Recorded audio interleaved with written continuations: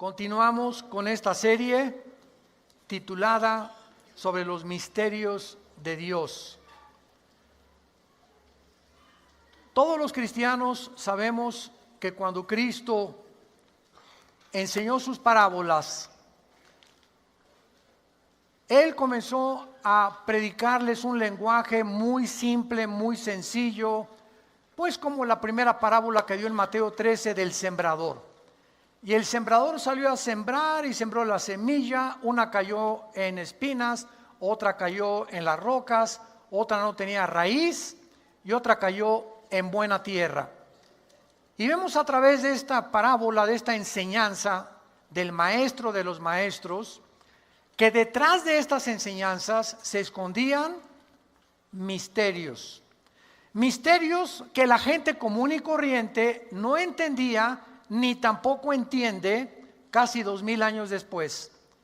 Pero cuando acababa Cristo de compartir sus parábolas, llamó al grupo de los discípulos y les dijo: a ustedes les es dado el conocer los misterios del reino de Dios. Entonces, las cosas que están escondidas en la Biblia, que hay una infinidad de cosas, son cosas que Dios ha revelado solamente a un grupo de personas, nada más. No a personas inteligentes, ni que tengan 3 doctorados, o porque sean literatos, o porque tengas el premio Nobel de literatura, te va a dar la capacidad de entender la Biblia. De ninguna manera. Estos misterios Dios los ha revelado solamente a las personas que siguen a Jesús. Nada más a los que siguen a Jesús. Y no a los que lo siguen nada más el domingo, sino a los que lo siguen el lunes, el martes, el miércoles, a los que tienen una relación íntima, orgánica, dinámica, diaria con el Hijo de Dios. A las personas que todos los días tienen su devoción en la Biblia, las personas que en esta mañana trajeron sus Biblias, porque no podemos nosotros continuar enseñando lo que estamos enseñando sin que ustedes tengan su Biblia ahorita ya en sus rodillas, tomando notas, apuntando, porque es imposible asistir a una conferencia bíblica si tú ya no o perdiste la costumbre de traer tu Biblia. En el capítulo 13 del libro de Apocalipsis vamos a descubrir, y el tema de ahora es el misterio de la bestia.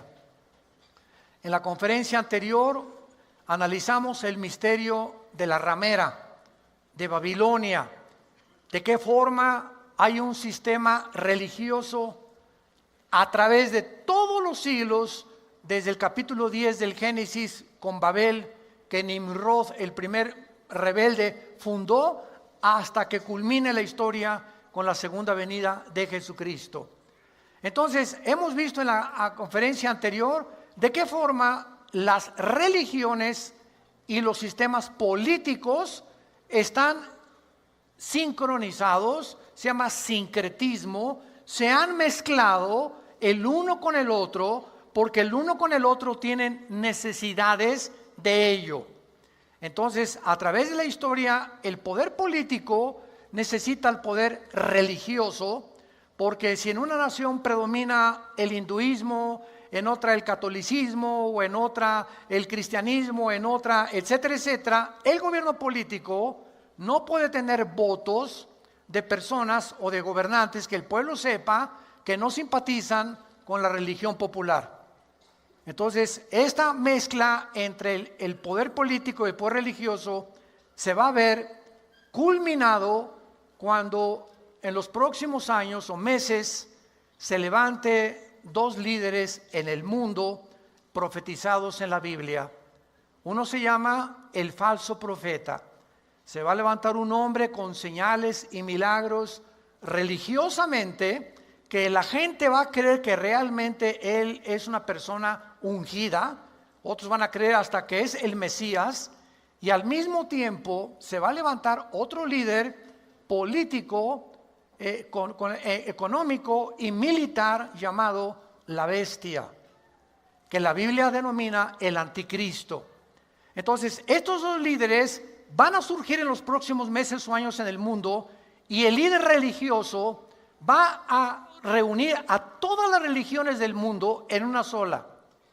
Por eso se le llama en el Apocalipsis 17 la gran ramera, porque la fornicación física es cuando una persona usa el sexo fuera del matrimonio. El sexo bíblicamente solamente puede ser usado dentro de la dimensión del matrimonio. Y cualquier otro uso del sexo, la Biblia le llama fornicar. De ahí viene la palabra porno o pornografía, que es un garabato, una caricatura, una distorsión de lo que Dios hizo santo en el matrimonio. De la misma forma, en el mundo espiritual, Dios le llama fornicarios a las naciones que han tenido relaciones ilícitas o que se han vendido con otras naciones para hacer documentos, hacer contratos, hacer tratados que violan los mandamientos de Dios.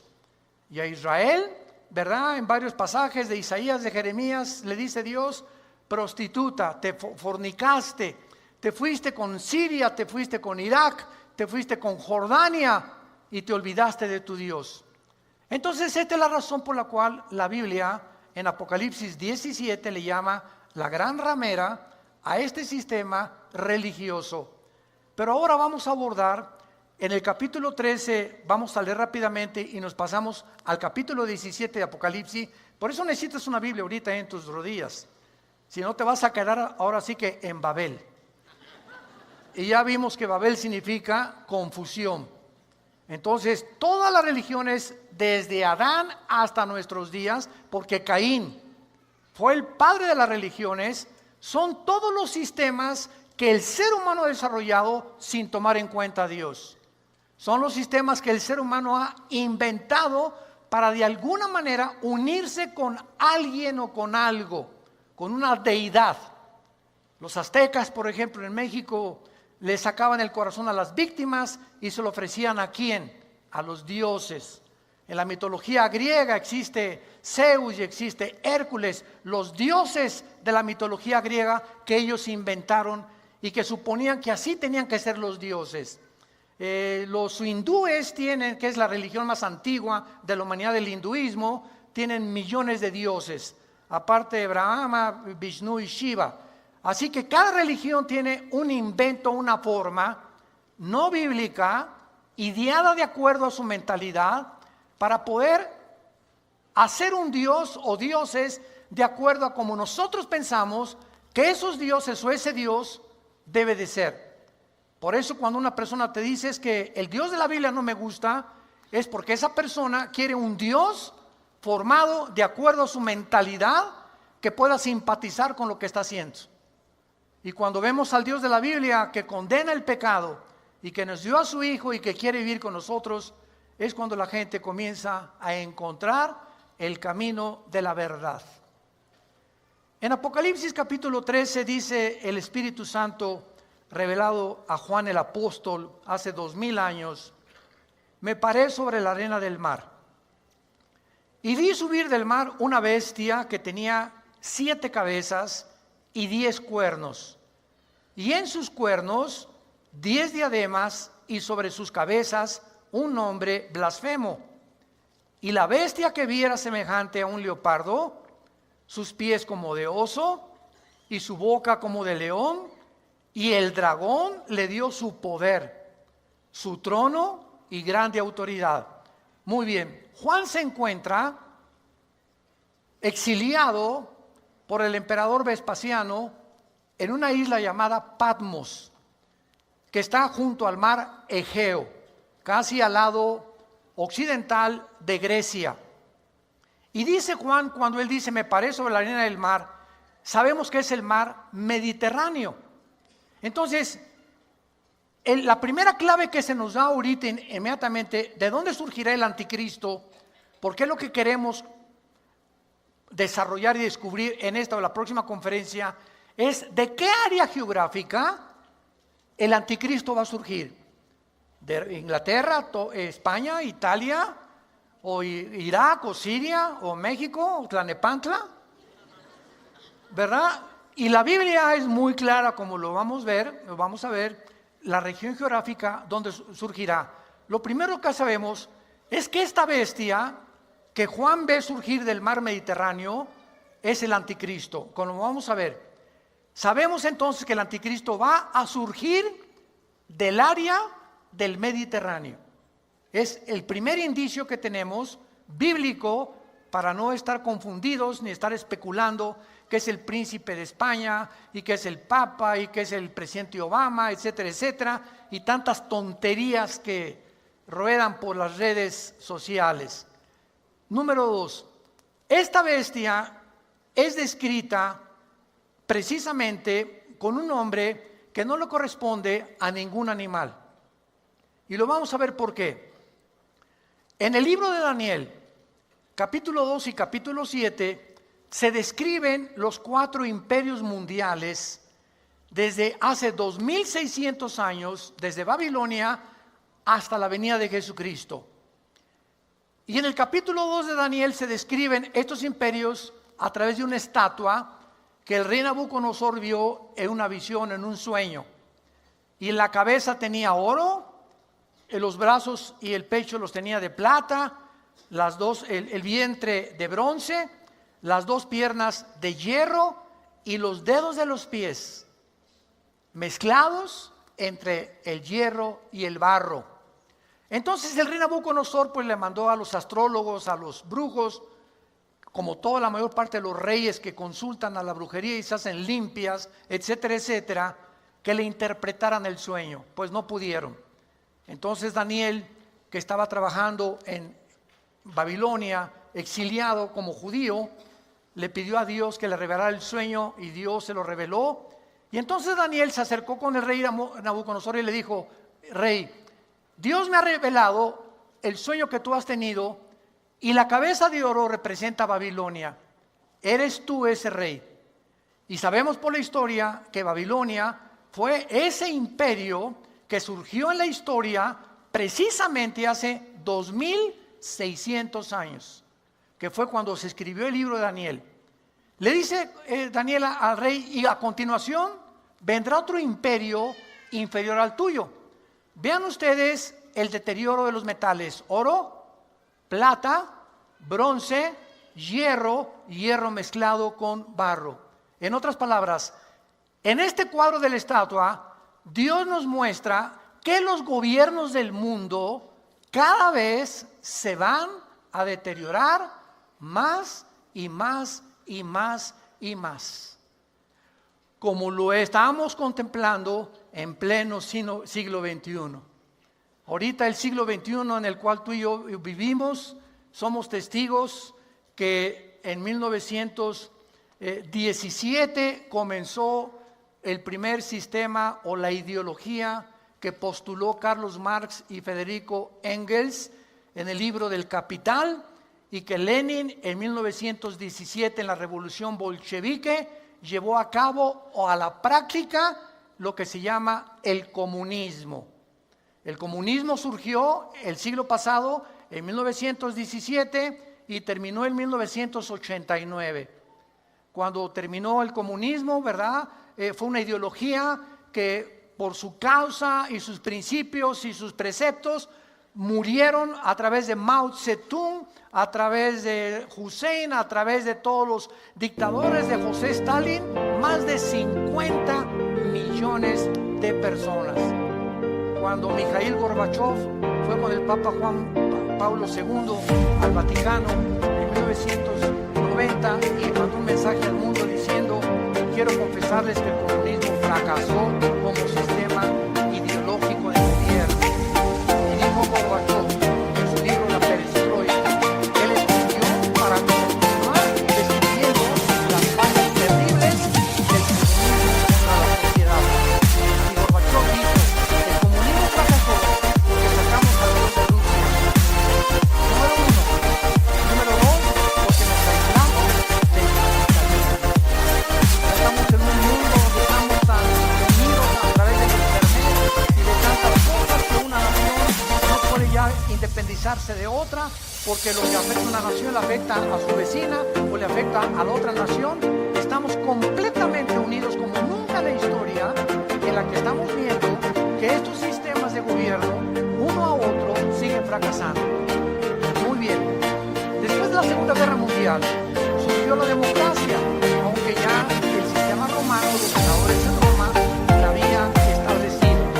Pero surgió como un modelo porque Estados Unidos de Norteamérica ganó la Segunda Guerra Mundial. Entonces, todas las demás naciones querían seguir el modelo de Estados Unidos de la democracia. Entonces, la democracia tuvo auge durante algunos años, el comunismo cayó, la democracia continuaba hasta que entramos al siglo XXI, donde la democracia, ante los ojos expectantes de todos los analistas políticos, tampoco ha funcionado. ¿Por qué? Porque ahora ya los sistemas democráticos son una manos arrasadas. Ya no es el pueblo el que gobierna, ya no es el pueblo el que decide, porque la palabra democracia viene precisamente del trato, del gobierno, creemos todo esto, ya no es el pueblo el que está involucrado, participa en las votaciones, etcétera, etcétera. Y ahora llegamos otra vez donde muchas naciones quieren regresar ¿a dónde? A lo que ya fracasó, al comunismo o al socialismo, donde el Estado comienza poco a poco a expropiar, comienza poco a avanzar, comienza poco a restringir libertades, etcétera, etcétera. Y este sistema que ya fracasó en el pasado se está volviendo a implementar simplemente porque no hay otro. No hay otro. Las monarquías quedan muy pocas, tal vez ahí en Holanda, en España, en Inglaterra, la reina de Inglaterra, los reyes de Holanda, etcétera, etcétera. Es un sistema que tampoco funcionó porque ningún rey funciona, ahora son primeros ministros. Y estamos en un punto de confusión política donde el ser humano, los sistemas de gobierno que ha inventado han fracasado absolutamente todos. Cuando el anticristo venga y surja en el Medio Oriente, que es donde va a surgir el anticristo, va a traer poderes sobrenaturales, donde va a solucionar, podemos decir, ¿verdad?, temporalmente, problemas que el ser humano no había podido resolver. Y va a establecer un sistema de gobierno por 10 gobernantes, príncipes satánicos. Síganme con mucho cuidado. Los 10 cuernos que vamos a ver que representan el futuro gobierno del anticristo van a ser gobernantes completamente controlados por principados satánicos. Porque el anticristo, que va a ser un ser espiritual, una entidad espiritual demoníaca, necesita tener a sus servidores que estén en contacto, que hagan química con él, y él no puede hacer química con ningún cristiano, desde luego. Entonces tiene que ser un gobierno completamente satánico, que va a ser la pieza maestra de Satanás antes de que Cristo venga. Este versículo 1 del capítulo 13 de Apocalipsis nos muestra el anticristo surgiendo del Mediterráneo, con 7 cabezas y 10 cuernos. Vayamos a Apocalipsis 17 y tratemos de dejar que la Biblia sea la que nos interprete los símbolos que se encuentran en el Apocalipsis. En el capítulo 17, Juan vio a una mujer montada sobre una bestia. Ya lo vimos en la conferencia anterior, consigan la conferencia. Esta mujer se llama el sistema religioso. La bestia es el anticristo. En el capítulo 17 del Apocalipsis vemos la mujer, el sistema religioso sobre la bestia, el anticristo, en otras palabras, simbolizando que los primeros 3 años de la tribulación, el sistema religioso será el que controle al sistema político. Y después de los 3 años y medio, el anticristo, ahí está en Apocalipsis 17, se va a deshacer de la mujer, que es una ciudad donde se concentrarán las religiones del mundo, y va a quemar la ciudad. Y a los 3 años y medio del anticristo se levanta, segunda de Tesalonicenses 2, del 2 al 4, como el único Dios del mundo. Y donde la gente, por los milagros que va a hacer, se van a hincar delante de él. Entonces, esta cronología nos las muestra claramente la Biblia. Cuando Juan quiso saber ¿Por qué la bestia tenía 7 cabezas? Que son las que aparecen en Apocalipsis 13:1 en el anticristo. Vean lo que el Espíritu Santo a través del ángel le explica a Daniel. Versículo 7, Apocalipsis 17. Y el ángel me dijo: ¿por qué te asombras? Yo te diré el misterio de la mujer y de la bestia que la trae, la cual tiene 7 cabezas y los 10 cuernos. La bestia que has visto, pongan mucha atención, suban las antenas. La bestia que has visto era pasado. Y no es, en el tiempo de Juan, el anticristo no existía, pero existió antes de Juan. La bestia que has visto era, el espíritu del anticristo existía antes de que Juan escribiera el Apocalipsis. En tiempos de Juan no es, y está para subir del abismo. El anticristo se encuentra actualmente en un lugar que la Biblia llama el abismo, que es un lugar de demonios. La Biblia nos relata que hay un mundo invisible de cárceles, de prisiones para los ángeles y los demonios. Y aunque claro que en el libro que acabo de sacar, La invasión de los ángeles caídos, explico claramente que los ángeles no son demonios, como comúnmente se ha tratado de enseñar, sino que los demonios son entidades espirituales que entran en las personas y en los animales. Pueden poseer personas, pueden influir en tus pensamientos, te pueden producir esquizofrenia, sociopatía, psicosis, paranoias, desviaciones mentales. Pero los ángeles son principados satánicos que no perdieron sus cuerpos. Los ángeles caídos, los principados satánicos, tienen cuerpos todavía, los demonios no. Es un misterio por qué estos demonios perdieron sus cuerpos y tienen que descansar en cuerpos de nosotros o en cuerpos de animales. Entonces, esto es muy importante para que podamos avanzar en la Biblia y descubramos claramente todo el mundo espiritual que nos rodea.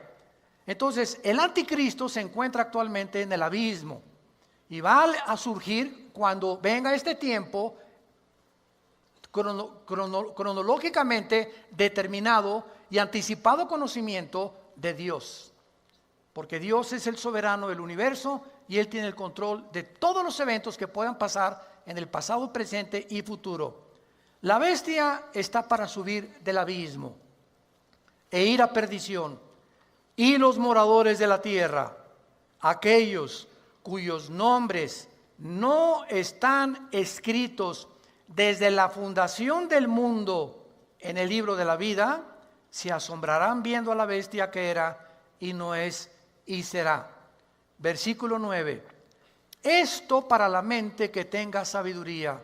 Muy bien, ahorita el Espíritu Santo va a comenzar a revelarnos y nos pide 2 condiciones. 1, para que comencemos a entender todos estos misterios y estos aparentes rompecabezas, necesitamos sabiduría. Muy bien, ¿qué es la sabiduría? ¿Qué diferencia hay entre la sabiduría y el conocimiento? El conocimiento es información, es data, nada más que tú puedas tener. Tú puedes tener y conocer toda la Biblia y la historia y los pasajes y los nombres sin tener sabiduría. Porque el conocimiento no da la sabiduría. Síganme con mucho cuidado. La sabiduría la reciben los cristianos que practican el conocimiento. Si lo quieres apuntar, la sabiduría es la capacidad espiritual que el Espíritu Santo nos da cuando practicamos lo que conocemos. Número 1, para no extendernos demasiado. Todos los hombres cristianos sabemos, Efesios 5, 22 en adelante, maridos, amen a vuestras mujeres. Respeta a tu esposo. Sé considerado con tu esposo. Sé caballero con tu esposo. No engañes a tu esposa. Y si tú, eso que ya sabes, todo hombre cristiano lo sabe, lo tienes en tu conocimiento, no lo practicas, no puedes tener sabiduría para seguir viviendo en la vida. Te quedas ahí frenado, ahí te estancas. Pero cuando comienzas a practicar lo que sabes que necesitas practicar, y a tu esposa la haces la reina de tu casa, y eres considerado y caballero y la tratas como Dios quiere que las tratemos, Dios entonces a esas personas les da sabiduría. Y esa sabiduría es la capacidad de usar el conocimiento. La sabiduría es la capacidad de usar la data, la información, porque la mera información es legalismo. Hay personas que conocen la Biblia y son teólogos, etcétera, etcétera, y ni siquiera son padres de familia ni buenos esposos, y esa es simplemente ley. Pero el amor edifica, y el amor es el que da la sabiduría cuando practicamos lo que sabemos que tenemos que practicar. Esto para la mente que tenga sabiduría. Para los cristianos que están practicando los mandamientos de Dios, que están llevando a cabo en la práctica lo que la Biblia dice.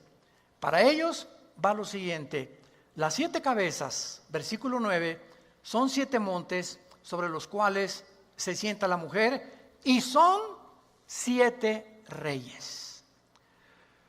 Muchos han dicho y han escrito que el Vaticano, Roma, está construida sobre 7 colinas.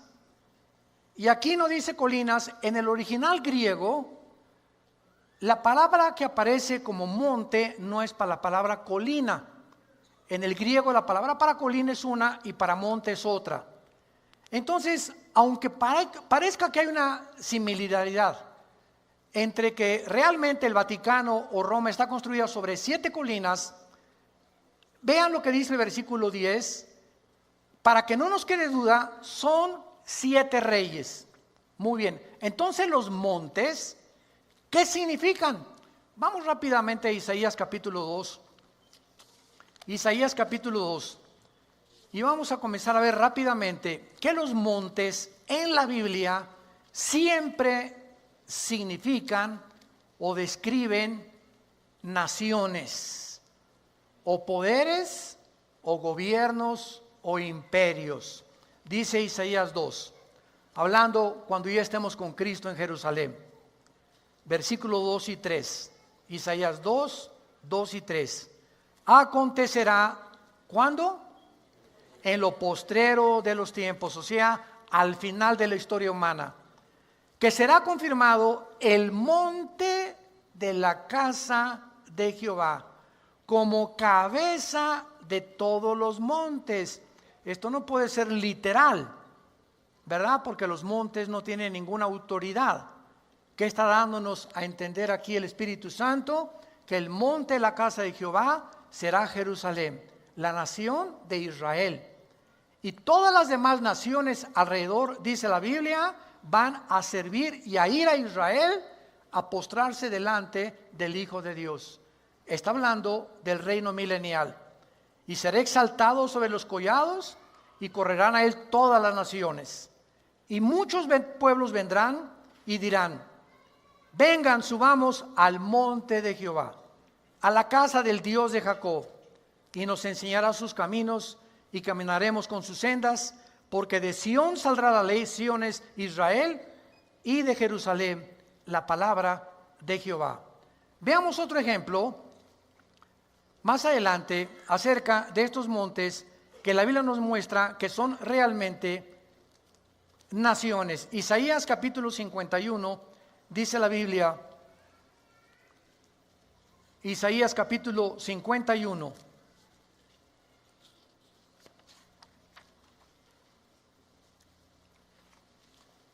Y encontramos que dice aquí la Biblia: preparad contra ella naciones, versículo 28, los reyes de Media, sus capitanes, temblará la tierra y se afligirá, porque es confirmado contra Babilonia el pensamiento de Jehová para poner la tierra de Babilonia en soledad, para que no haya morador en ella.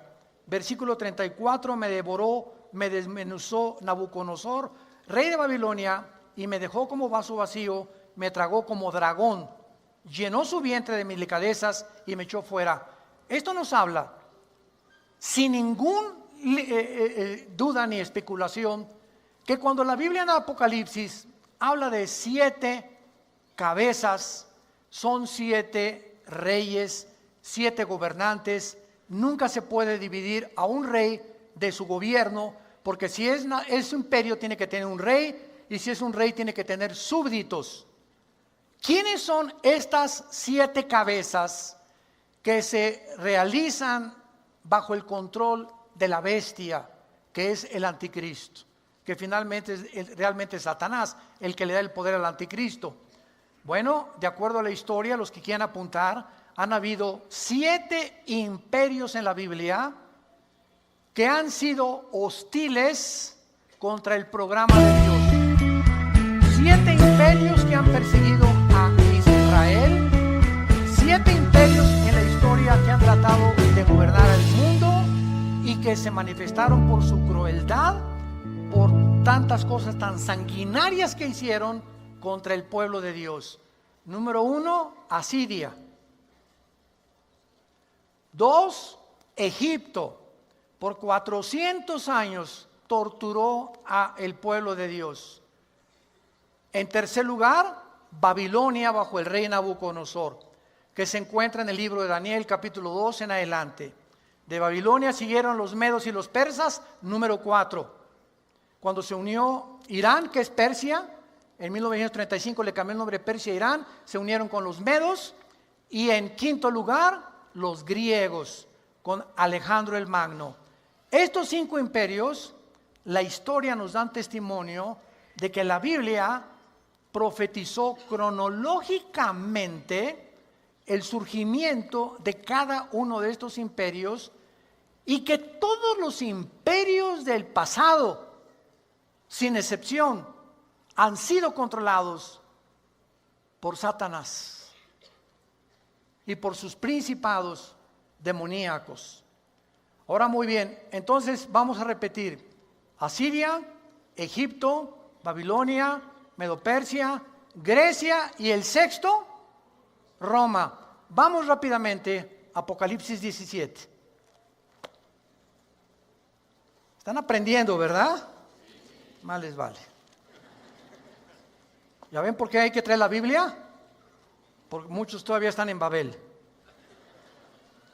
Vean ustedes la exactitud de las profecías bíblicas. Las 7 cabezas, versículo 9, son 7 montes sobre los cuales se sienta la mujer. ¿Quién es la mujer? El sistema religioso anterior o la ramera. Ya vimos anteriormente que todas las religiones a través de los siglos han sido una mezcla de brujería con paganismo, con idolatría, con sincretismo, con costumbres que no existen en la Biblia. Y todos estos imperios, sin ninguna excepción, tenían brujos a sus lados, tenían astrólogos a sus lados, tenían espiritistas a sus lados. Y actualmente en el siglo XXI siguen habiendo cientos de gobernantes que continúan consultando a los brujos, a los espiritistas, a los chamanes, porque ellos creen que ellos pueden pronosticarles o decirles o mostrarles cuál es el camino para gobernar. Entonces, esta es la razón por la cual dice la Biblia que la mujer se sienta sobre estos 7 imperios, porque estos 7 imperios a través de la historia han sido una mezcla de religión con política. Un ejemplo solamente es Irán. Actualmente en el siglo XXI Irán, ¿qué es Irán? El Ayatollah Khomeini es el líder religioso más poderoso que el presidente de Irán. Tiene más poder en Irán la religión que la política. Y le hacen más caso a los líderes religiosos que a los políticos. Y retrocedamos en el siglo XX. Desde Cristo hasta el siglo XIX, aproximadamente, todas las naciones de Europa estaban bajo el control del Vaticano. Francia, Inglaterra, España, Hungría, Italia, Ningún rey durante 19 siglos en Europa se podía casar sin el permiso del Vaticano. No podían comprar sin el permiso del Vaticano. No podían hacer transacciones si el Vaticano no lo autorizaba. Cuando llegó la culminación de esta religiosidad fue con la Inquisición. Cuando el Vaticano nombró a Torquemada en España para que torturara y matara a todas las personas que negaban hacerse católicas. Y torturaron y mataron a musulmanes, a judíos y a cristianos, a negritos y a toda la gente que no aceptaba que Roma es la única que puede salvar a los seres humanos. Entonces nos damos cuenta el poder de la religión. De la religión. Y por eso cuando nosotros tenemos debates con personas, sobre todo con ateos, siempre me sacan a colación esto por la ignorancia que hay en ellos. Es que mire, doctor Alducin, las religiones es la razón por la cual, vea las Torres Gemelas, 19 radicales musulmanes se suben en 4 aviones y por causa del fanatismo religioso de Alá, se estrellan y matan a más de 3,000 personas. Ya ve, eso es lo que hace la religión. Yo le dije, amén. Así es la religión. Y mire la Inquisición, más de 50,000 personas murieron a manos del Vaticano. Eso es lo que es la religión. Y por eso alguien escribió, la religión es el opio de los pueblos. Yo dije, amén. ¿Cómo que usted nos dice amén? Sí, amén. ¿Por qué? Porque el cristianismo no es una religión. Jesús, María y José y el burrito que los acompaña. Ahora sí, Virgen del Socorro. ¿Qué descubrimos? ¿Cómo que el cristianismo es una religión? El cristianismo es una relación. Es lo que Cristo hace 2000 años vino a tratar de explicarnos, que pudiéramos divorciarnos de todos los sistemas religiosos que el ser humano ha inventado y que han causado confusión espiritual. Por eso es Babel lo que se encuentra detrás de estos sistemas. Y esto fue lo que a la mujer samaritana le explicó Cristo en Juan 4. La mujer samaritana tenía el problema de todos nosotros cuando no éramos cristianos. Era una mujer inmoral. 5 maridos tenía la chulis que se habían casado con ella. Y cuando Cristo la encuentra en el pozo de Samaria, con el que vivía no era su esposo. Vivía en Amaciato, pero era muy religiosa. Vemos nosotros la unión entre la inmoralidad, el paganismo, la brujería y las religiones. Los brujos tienen a Santa María, tienen a Santa Cadeo, a San Juan, a San Pilatos, para todos los choferes, y también tienen a la Madre Teresa y también tienen a los brujos. ¿Se dan cuenta de la unión entre los sistemas del ocultismo y las religiones? Y la gente vive confundida. Babel. La palabra Babel significa confusión. Entonces Cristo le dice, la mujer samaritana le dice a Jesús, ustedes dicen que en Jerusalén hay que adorar. Mis padres me enseñaron que en ese monte, lo mismo que 2000 años después. ¿Cuál de todas las religiones es la verdadera? Los mormones dicen que ellos, los católicos dicen que ellos, los musulmanes dicen que ellos, los hindúes dicen que de ellos, los budistas. ¿Cuál es la verdadera religión? ¿Habrá algo que sea verdadero? Sí lo hay en la Biblia. Este libro nos saca de esa confusión. A eso vino Jesús, a quitarnos las vendas, a que podamos ver la luz. No hay muchas verdades. Esto se llama relativismo en la filosofía. Todo es relativo, es según como tú lo veas, es tu perspectiva, es lo que tú piensas. Este libro contiene verdades absolutas. No hay nada relativo en este maravilloso libro de Dios. Entonces Cristo le contesta a la mujer samaritana, mujer, créeme.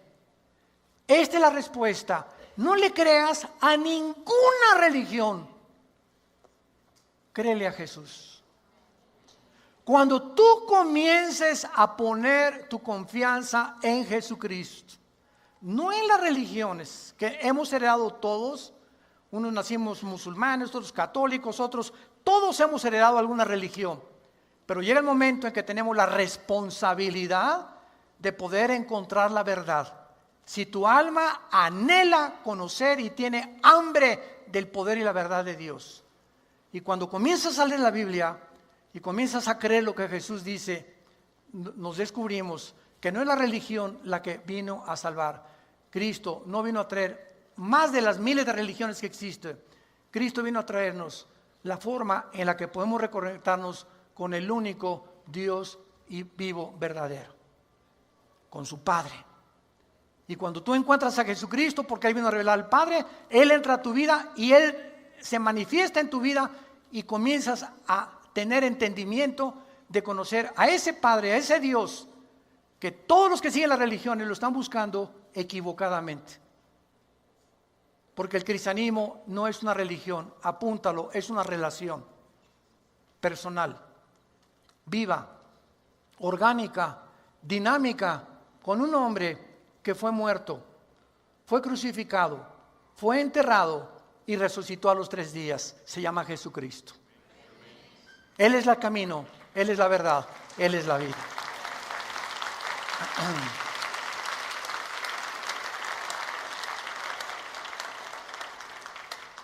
Entonces, este sistema religioso de la mujer se muestra sobre una bestia con 7 cabezas.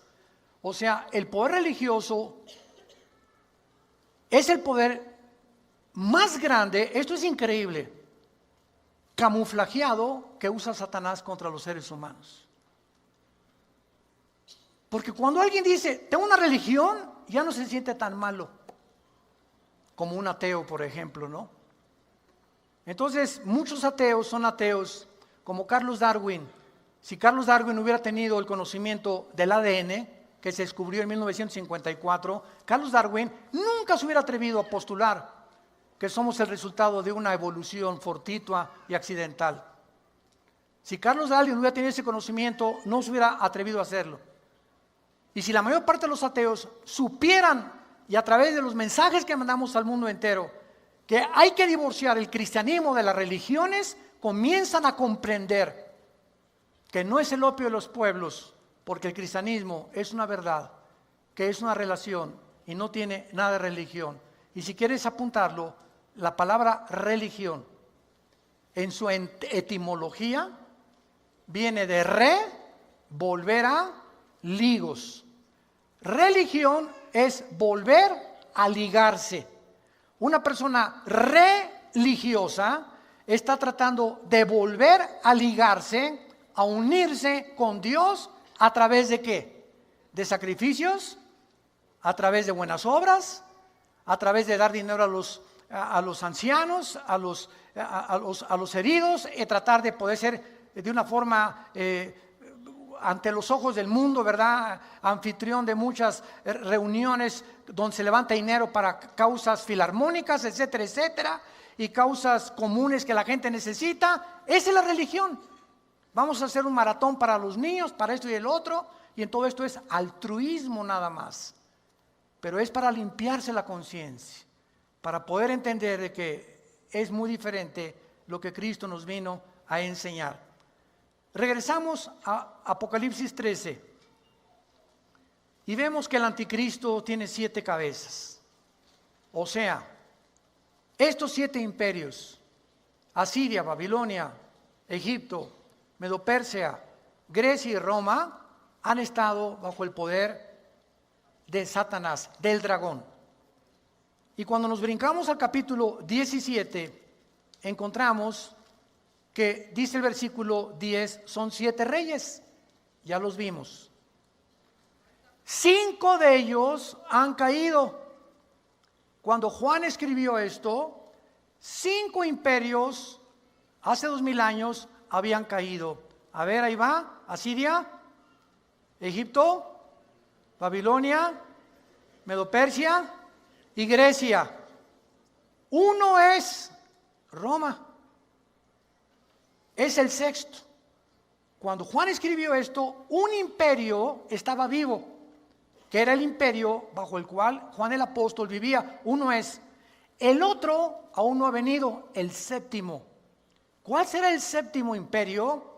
Los 10 cuernos o las 10 naciones, 5 del Medio Oriente, en la próxima clase lo vamos a ver, y 5 de Europa que se van a unir y que van a conformar la confederación política de la bestia o del anticristo. Entonces, cuando oigamos que un G10 se está formando, alístense porque nos vamos, pero nos vamos. No hay ninguna otra señal anterior a esta.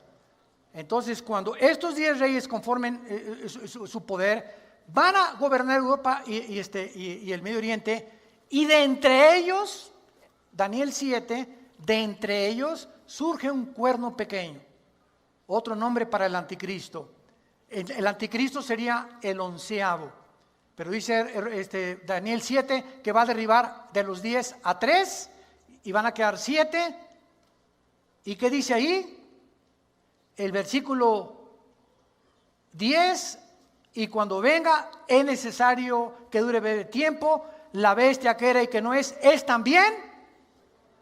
Ahí está el octavo. Ahí tenemos a los 8 imperios cronológicamente descritos en la Biblia. El anticristo será el octavo. Cuando el séptimo, estos 10 gobiernos le entreguen el gobierno al anticristo, y el anticristo entonces se pueda erigir como el gobernante, el dictador final de toda la historia. Veamos rápidamente lo que dice el versículo 12 de Apocalipsis 17. Los 10 cuernos, ahí está, que has visto, son 10 reyes.